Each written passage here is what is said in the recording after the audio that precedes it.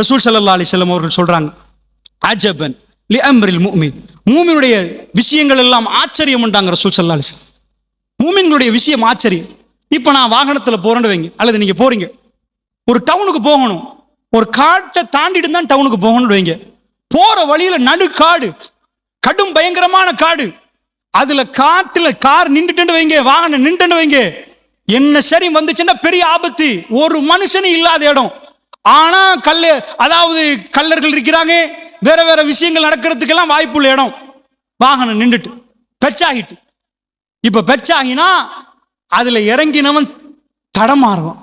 என்னப்பா பண்றது, பெச்சாகிட்டு இப்ப எங்களுக்கு ஒன்றும் பண்ணலாது.